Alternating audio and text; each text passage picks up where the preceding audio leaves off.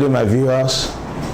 My name is Olapoju Bamidele. I'm the managing partner of PPS, a professional service firm located in the heart of Ikeja, Lagos, Nigeria.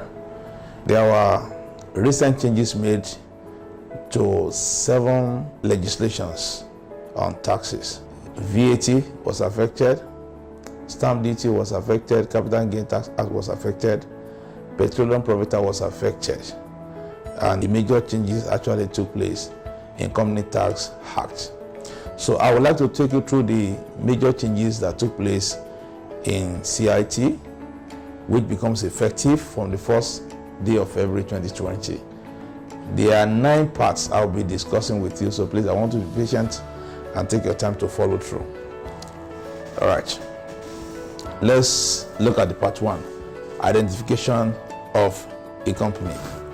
Section 10 subsection 2 was added in addition to section 1, which earlier mandated all companies to write their register number, RC number, on every document, including audited reports. This aimed at providing a clearer legal basis for all companies to register their thing with banks as a precondition to opening new bank accounts. Bank accounts earlier opened prior to September 2019 without TIN number are now expected to be regularized with the relevant TIN by all companies. The purpose of this mandatory condition to opening a bank account is to ensure that companies' banking and tax databases are synchronized with a view to improving tax compliance and ease of tax administration. So let's look at the implications.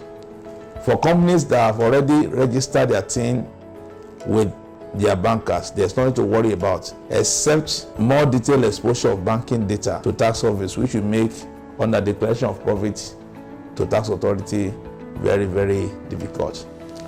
This is not entirely new. You will know that some don't even know that on all documents, if you're a company, on all documents you issue out, either invoice, either on your letterheaded papers, on your audited report, the register number, your housing number, CAC number, your incorporation number must always be written. It's actually in under SITA. But the additional thing that was made, and which you have to take note, is about your TIN number. You have to register with FRS, and it has to be a precondition before you can open a bank account. So it means that if your business bank account that you have never submitted TIN number to your bankers to regularize, it's now mandatory that you go ahead and quickly regularize and inform your bankers, because this might really have grave implications for such people, for such accounts.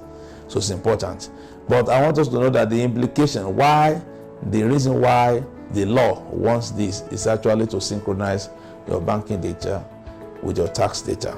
So which means that for those companies and entities that have the practice of under declaring their turnover or profit, there's no more hiding place, because before you file your returns with the tax office, your data is already with them. So it's best to do the right thing so as to avoid more troubles. All right, so then one thing we also have to take note is this: companies that have the habit of not keeping good and proper records might end up paying above normal taxes they are meant to pay. So we are in an era where proper recording, proper accounting, and proper documentations are very, very necessary. If you are into business and you don't keep your records, third-party documents, you don't keep your vouchers, you don't keep your proper accounting records, what will happen is this: when it comes to the matter of tax or the time when you're supposed to file your returns and you do not do so, or either you do so or not, the taxman will ask you to substantiate, to make those figures real by asking for such documents. In the event that you do not have, then what happens? Then best of judgment is coming. They will just award you taxes and penalties that will have been more than what you ought to have paid normally, had it been that you keep your proper records and documentation. So in the part 1, what I've just quickly explained to you is under section 10, there's additional subsection 2. which requires that you cannot open a bank account of a business without processing or having your TIN number. And I said that let's create a good habit of keeping proper records and documentations so that you will not pay beyond normal taxes you're supposed to pay.